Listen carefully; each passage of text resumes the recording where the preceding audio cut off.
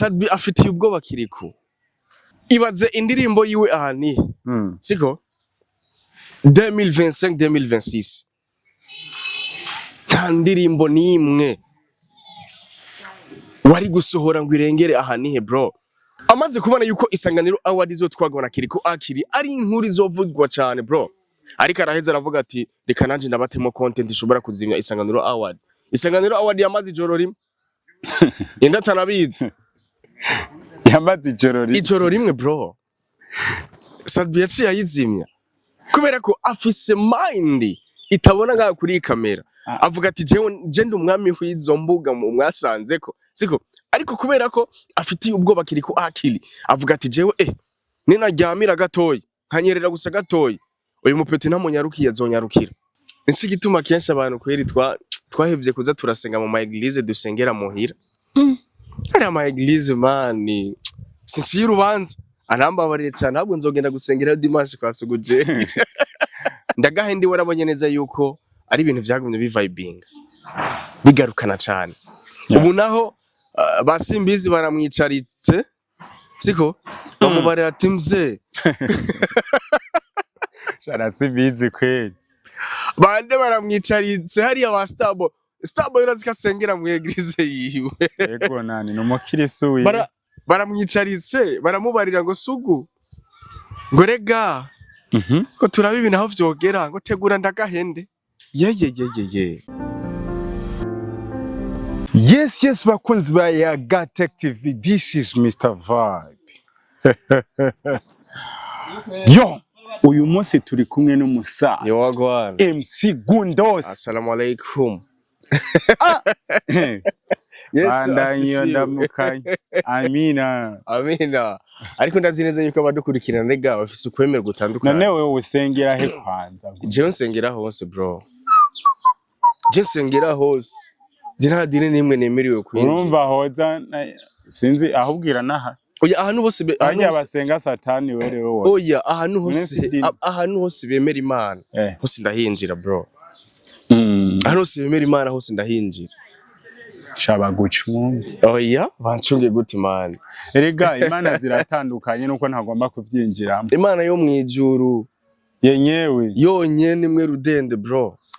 Saz ego umeze fresh Imana je ndashima Imana man ndashima Imana ariko big time kuba tugarutse kuri Yaga Tech TV haraho nyene ibikorwa bidutwara ugasanga twagiye kwera ariko amakuru nizere ko ameze neza. Imana je ndashima nyene gusa urumva yuko aka gripe kamereye naba ariko saza naje kari kampitiye ariko bisaba nyene yuko abakunzi bacu tutobamara amazi. Bisaba neza yuko twama turi ku kazi turi ku kivi kubera ko izo ngwara nta bushobozi dufise ko. Amina. Imana yonyene bro. Niturinda man. Tugire ko nk'umugi w'igisahira. Tugire ko nk'umugi w'igisahira. Amakuru ariko aracana cyanako. Ego. Nuko benshi babakunzi b'umuziki ndundi bariko baridogera Satbi. Bamwe bati Sadbi afise inzigo. Abandi bati Sadbi afise ubwenge. Abandi Sadbi ni mu content creator ntasanzwe. Ubona ko yazimije ico bise Isanganiro Award. Mara reka nakubwiza ukuri bro. Siko urabona bino bintu vya industry bisaba yuko ufise mind. Iyo mind apana iyo mind ibona ngaha kuri kamera bro. Mind ibona inyuma y'umugongo wiwawe. Ariko mind igutuma kugwanya abandi. Si kugwanya, ni business.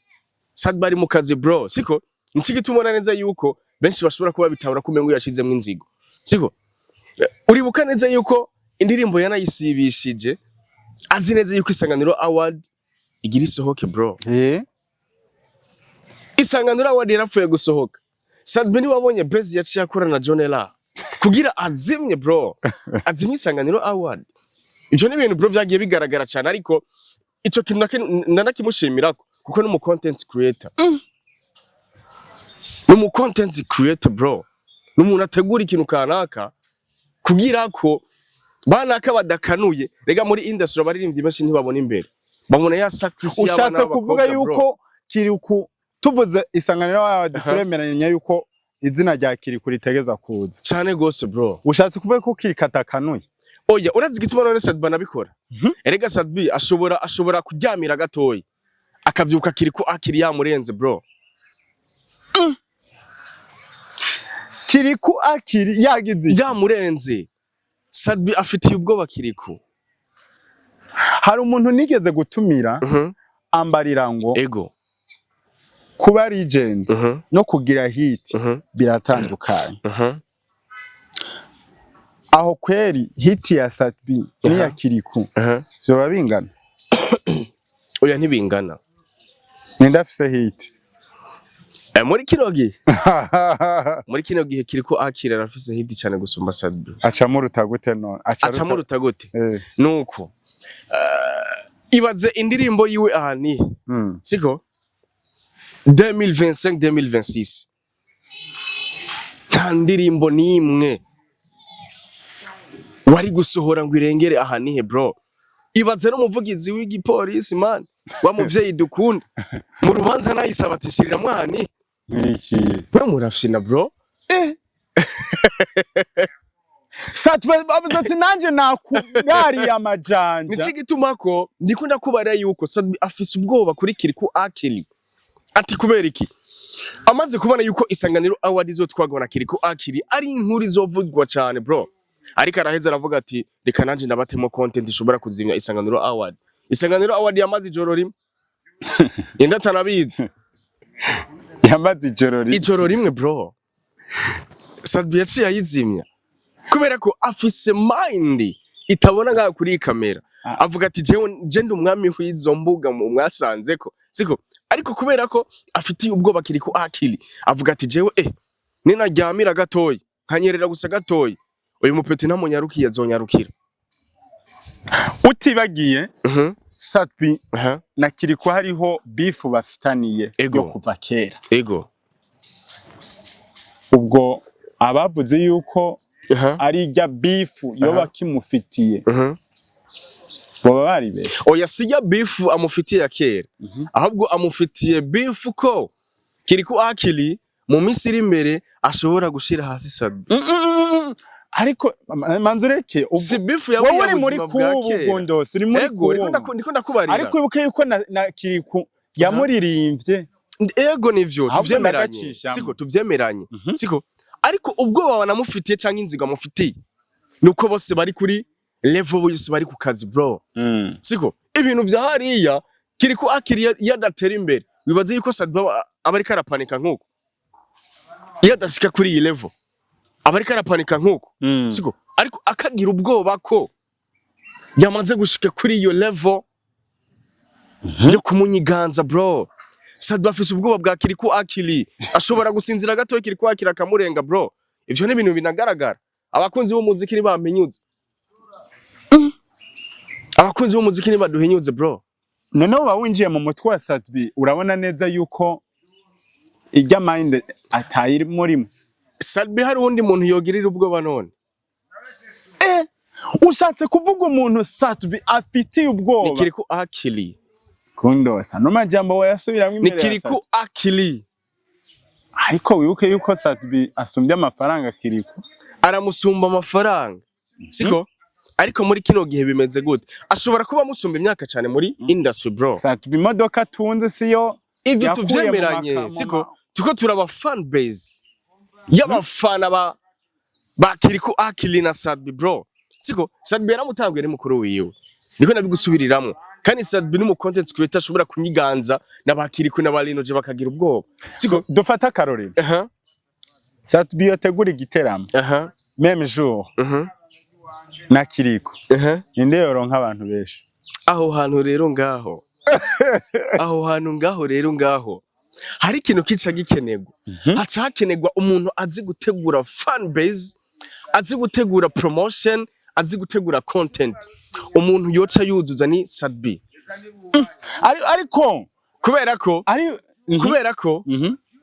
Sadbi niwe azi gutegura content y'ikintu kugira abantu bagihurumbira bitandukanye na Kiriku akili. Akarore Kiriku akili ashobora kuba ari afise indirimbo cyane vumye aha ni ari wo muririmbyi wa mbere mu gica cy'u Burundi gushika right now siko ariko gasanga yuko kubera Sadbi azi gutegura abantu kugira nyene bavuga ati ibintu biko birasirikira kwa Sadbi nibiki azi gutegura content bro siko umuntu azi gutegura content n'umuntu atazi gutegura content biratandukanye ariko none bijya Kiriku yagiye gutembera kuri bata ahajya ijya si content ni content yarayiteguye siko yarayiteguye niki gituma rega Kiriku akwiye gukanura akaraba ko Sadbi content ari karategura ko zidohava zimusubiza inyuma gatoya ariko Sadbi akorana ibintu ubwoba barakunda kubivuga afite ubwoba bro Kiriku mana kubariye bro ariko Kiriku ashobora gutegura ikintu kimwe bro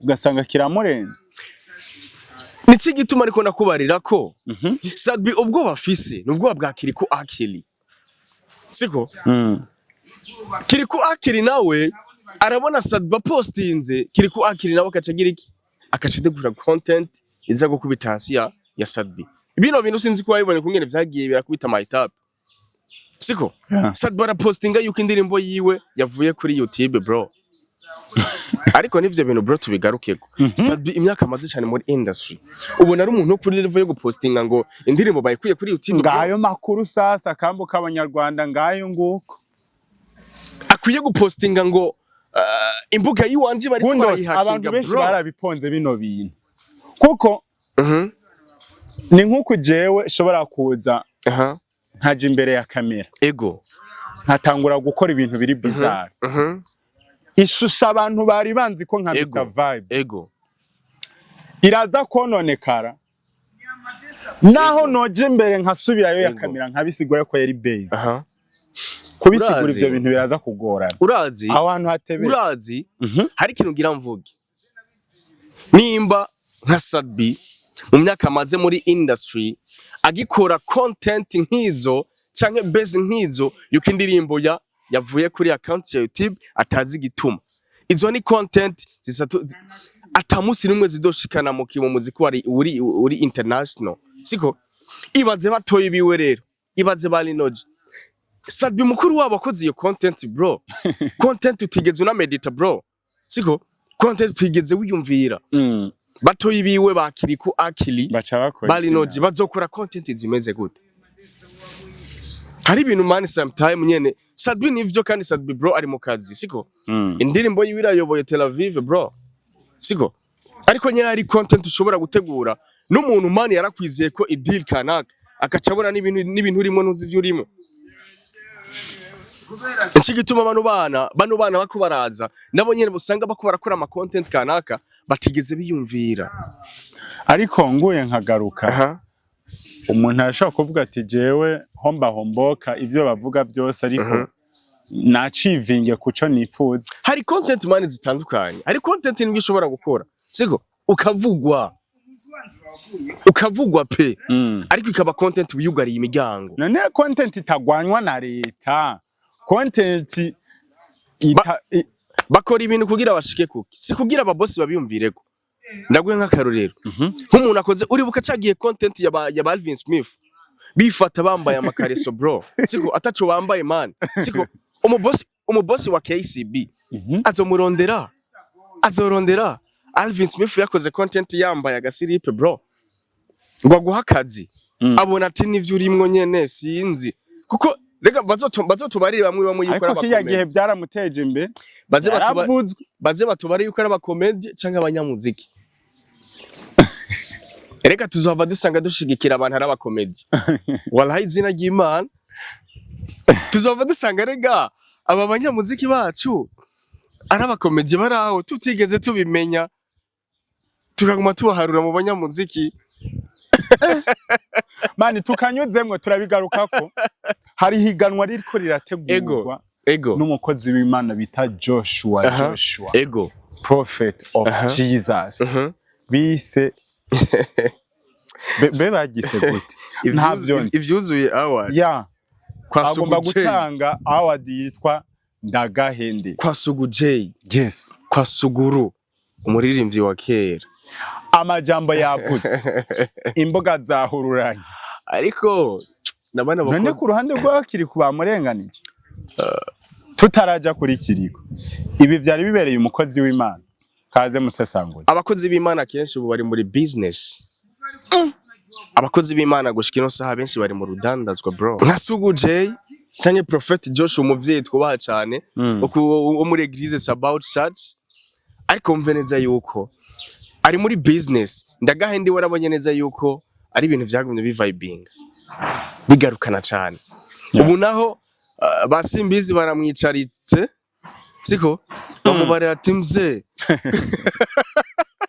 shara simbizi kweli bande baramwicaritse hari abastabo stabo yurazi kasengera mu Eglise yiwe yego nani no mukirisu wi baramwicaritse baramubarira ngo Sugu ngo rega ko turabe ibintu aho vyogera ngo tegura Ndagahende ye abakozi banjambo bamuhenze oya ni bamuhenze ariko n'ibintu nisi gituma kenshi abantu kweri twahevye kuza turasenga mu Eglise dusengera muhira ari ama Eglise mani sinci urubanza anambabarire cyane ahubwo nzogenda gusengera dimanche kwa Sugu J bazogufata aba protocol ariko nyene tumushimire cyane uzojanwe na kamwe wewe kweri ariko tumushimire cyane Prophet Joshua yateguye ikintu kandi ikintu cofasha industry mu gisata ca gospel kuko nabonye neza yuko abazohiganwa n'abantu bo muri gospel music siko ariko na kiriko akili hari indirimbo yitwa Bizu ya kiriko akili ariko mwe n'abana babajama baba producer siko nawe nyene arakwiye kuyijamo akaraba yuko yo itahana canke bazova bayiha wa mwana wiwe wa mwana asengera kwa Sugu J yitwa nde Yanikende uta asengera kwa Paul kandi hagiye Yanike yarakeneye gutwara ijya modoka yakiri kuyatwara harabaririmbye mani bitera gateka bariko barataginga umwe yaririmba we mana Pastor Lopez ujya ni wazoyitwara n'ubundi ujya afite amahirwe ujya ni wazoyitwara muri aba bana bayandi kubona ari umuntu yo murengana kiretse habayemo ubusuma ariko usanga ari nyene no muri Yesu nyene hazobamwe nyene vya bintu ariko kweri ki muri profile tutabonyemwo iri vangura ariko muri gospel bikaba bibaye oya nyene biragoye ko igicapo usanga umukozi w'Imana babafise siko hari gihe usanga byateguwe na Eglise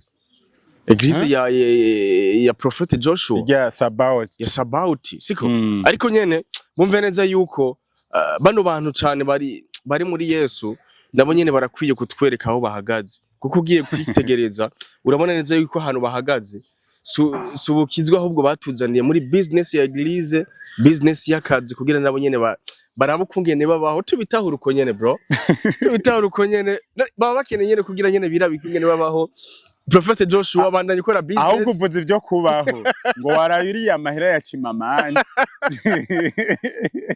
ibaze nk'abantu bashobora kwifata yatoka mani wewe naheruka uri kuravugira Aruvera giye kuraba kuri anashare ndakubarire bro watakana Aruvera mana nawe we bagabo ndakubarire man bano bantu cyane bano bantu bo muri industry barakeneye kumenya content na promotion y'umu artist siko dushobora kuzanga urazi energy Mr Vibe we wuta bro siko agenda bi ibazere gucagura umuntu umwe muri benshi kugira umupromoting umuvuge ni umwanya uba wafashe bro siko ariko kubera ko bano bantu batazi ivyo barimo siko naragiye numva makuru cyane ngo urumva gutwara ari amahera Chimamanda yo twojya amahera Chimamanda gute twebwe anashare wo twateguje bro anashare wo twateguje ngo tugira dushinge cano hariho twasavye uruhusha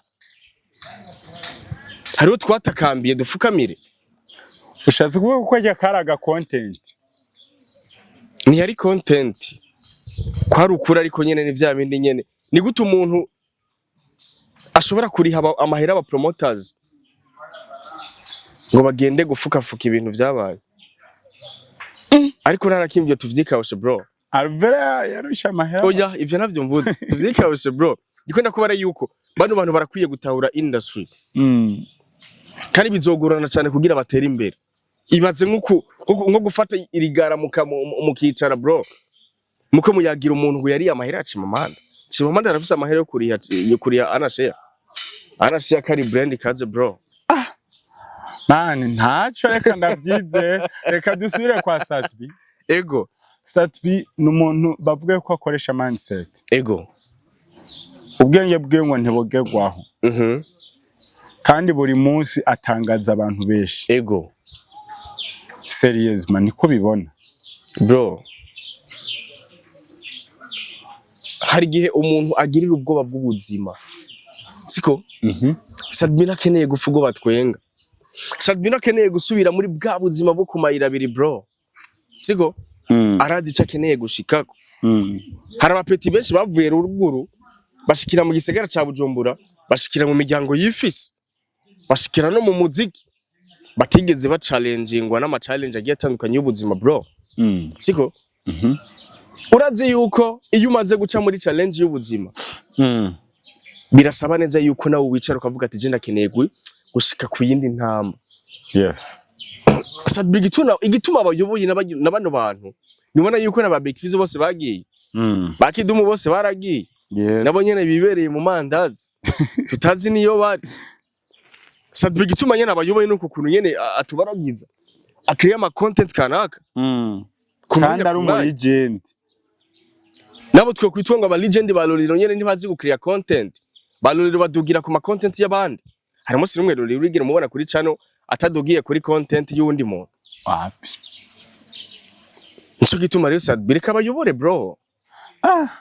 Sadbi reka abayobore man.